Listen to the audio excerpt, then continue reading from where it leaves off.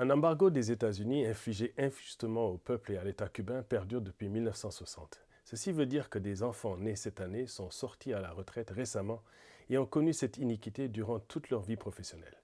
Les pertes financières, scientifiques, commerciales et politiques occasionnées par l'embargo sont quasiment incalculables et dépassent les 150 000 millions de dollars. Cet acharnement doit cesser, comme le stipulent toutes les résolutions maintes fois répétées à l'Assemblée générale de l'ONU. Le président Kennedy, en son temps, avait considéré que Eisenhower avait fait une erreur et récemment le président Obama avait fait des gestes d'ouverture significatifs. À l'instar de la loi Torricelli qui intensifie les sanctions prétextant promouvoir les droits humains, l'administration Trump a aggravé la situation après des accusations encore plus farfelues. Il faut une solidarité mondiale pour que l'administration américaine lève l'embargo, arrête la limitation de l'achat par carte de crédit, l'embargo sur les vols, les croisières, la finance, le pétrole, les médicaments et la guerre contre tous les intérêts qui osent transiger avec la Havane.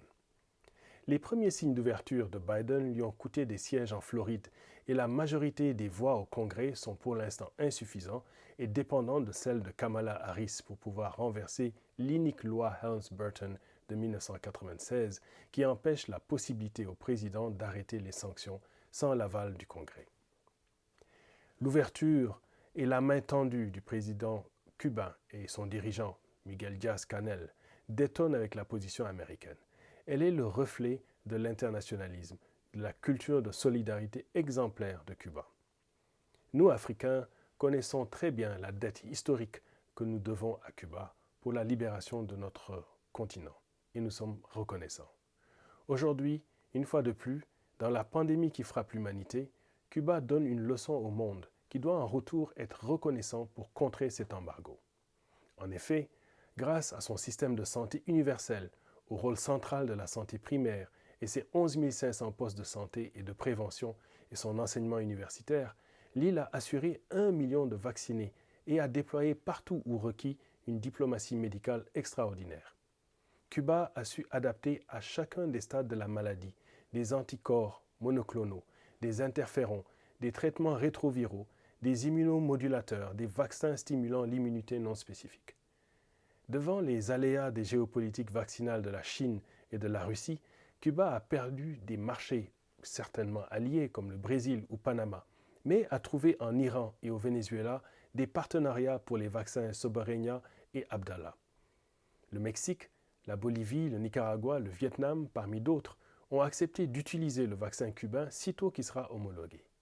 Il faut donc encourager les efforts de Cuba d'être un pays producteur mondial et lever les barrières de l'embargo. La diplomatie internationaliste médicale des médecins cubains à travers le monde, elle est unique sur les théâtres humanitaires de sinistres comme le Chili, l'Algérie, Haïti ou le Pakistan, ou dans le cas du soutien professionnel aux médecins du Qatar, d'Espagne, parmi les 57 pays qui bénéficient de l'expertise cubaine et ses 2544 volontaires, à l'instar de l'Italie, la France ou la Martinique.